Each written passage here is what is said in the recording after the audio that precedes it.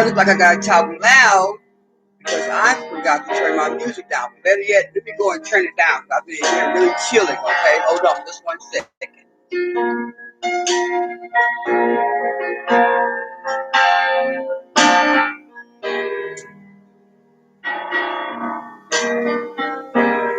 Okay, I's back. Listen, going into the chaos today, Lord, I figured I'd gone on and laid down the other day. We got to get it started, okay? We got to get it started, and we got to get it started now. One of the things that I learned while I was out there, everybody been getting their food stamps. I see that because it was so many people there and their baskets was full. I went to my favorite store, HEB, and God knows I hurried up and got out of there because it was so many people. I literally had to wait in line.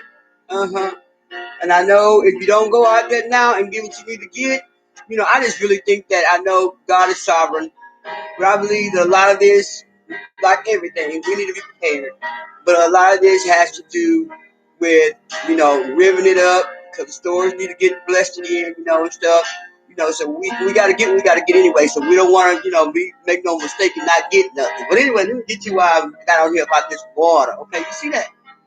Lord have mercy.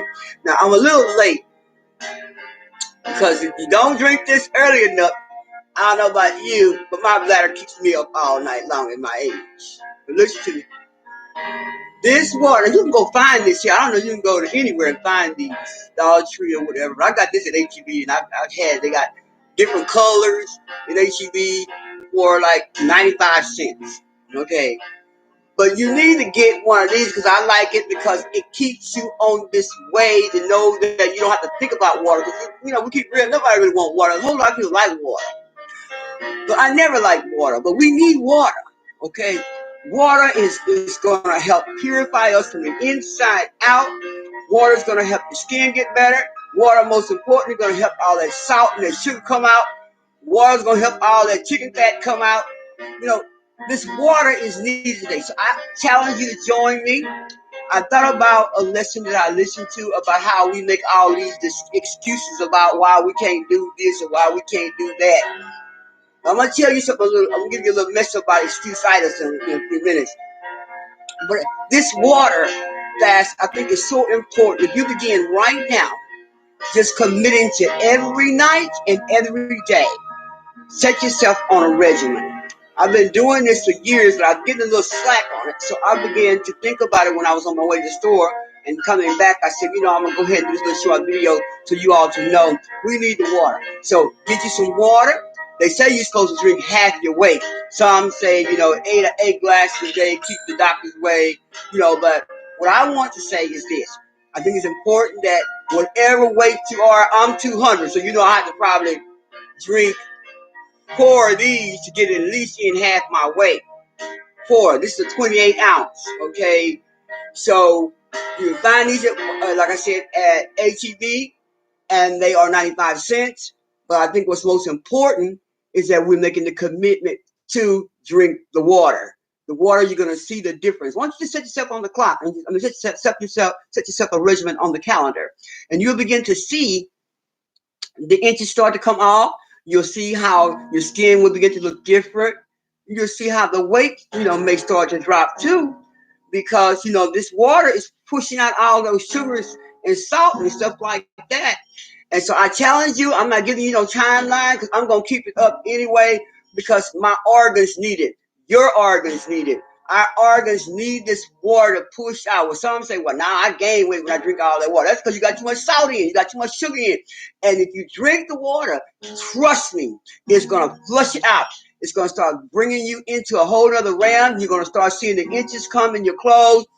I've done it. And so now I'm back on my water regimen, and I'm challenging you to do the same thing. Start your water. Drink it every day. I have 2. I have one here where I sit, and I have one at my nightstand. So that means all through the night I'm drinking water. And you know what I do? I mean, every commercial, I drink water. Every commercial, if I'm watching something on TV, when I drive, I take one. I think I get one in my car. I leave it in my car. And so when I'm driving, I drink water. And what I do, I make sure that if I make a commitment, if I don't take this, I take a bottle of water. And that means that I'm going to have to drink that bottle of water before I get back home. You're going to have to find a way to beat these things that's trying to destroy our bodies because we lack the water we need. Now, let me get on into my I pray that bless you. I want to share this now. This just really, really blessed me. I want to share my message from my devotion this morning, which I thought was so powerful. I'm going to send the tape in a little while, maybe later on tonight.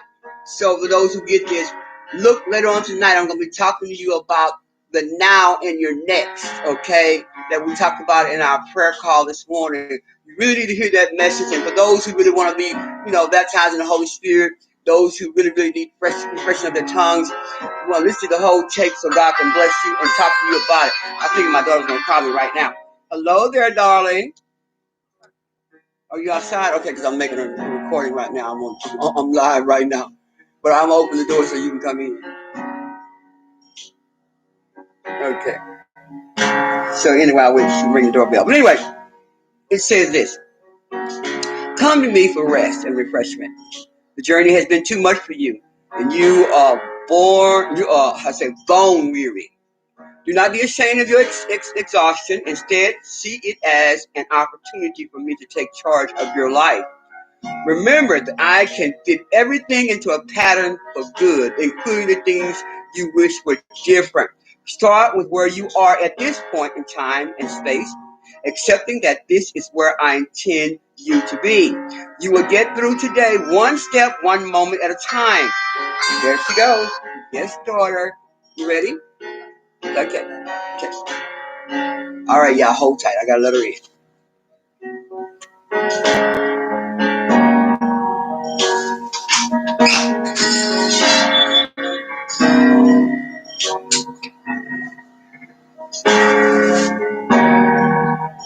Okay, she really wasn't there, so I'll have to keep the video going. Hoping maybe she'll stick in and say hi to y'all. Anyway, Max, let me finish reading. Okay, and it says, okay, where was I? Start with where you are at this point in time and space, accepting that this is where I intend you to be. You will get through today one step, one moment at a time. Your main responsibility is to remain attentive to me, letting me guide you through the many choices along your pathway. This sounds like an easy assignment, but it is not. Your desire to live in my presence goes against the grain of the world, the flesh, and the devil. Much of the weariness results from your constant battle against these opponents. However, you are on the path of my choosing. Do not give up. Hope in me, for you will again praise me for the help of my presence. I thought about that when I was driving this morning. I thought about the challenge I was going through as I was, waiting on God to try to see what to do next about different things. And so I thought about the excuses we make. I thought about some of the things that I would like to do. I know that you would like to do too. But I want to share this message what George Washington said. He said, it is better to offer no excuse than a bad one. We offer these excuses about why we can't do this or why we can't do that. But many of them ain't worth no way. I call them excuse items. And one of the things I like that her name is Lorraine Hansberry said, she's a playwright, and she is black. She said, this is one of the glories of man, the inventiveness of the human mind and the human spirit.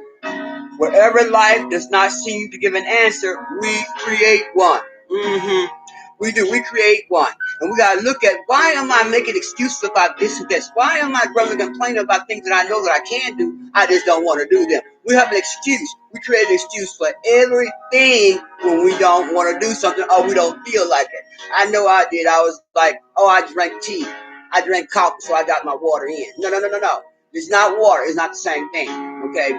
And so this is what I want to say about excuse items. 99% of the failures that we do come from people who have the habit of making these excuses.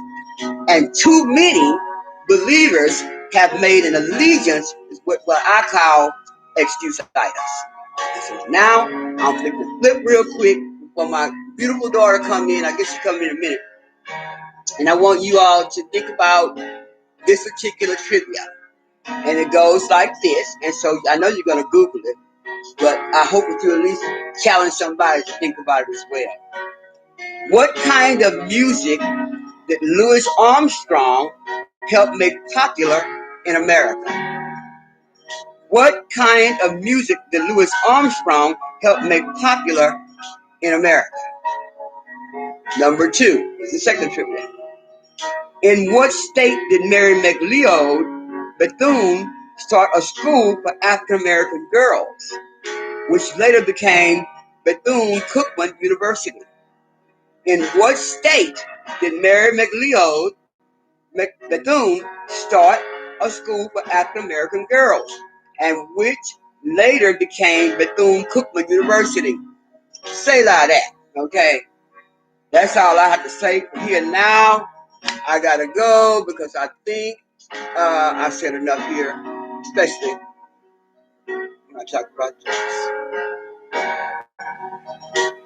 What's your excuse? I'm telling you to join me.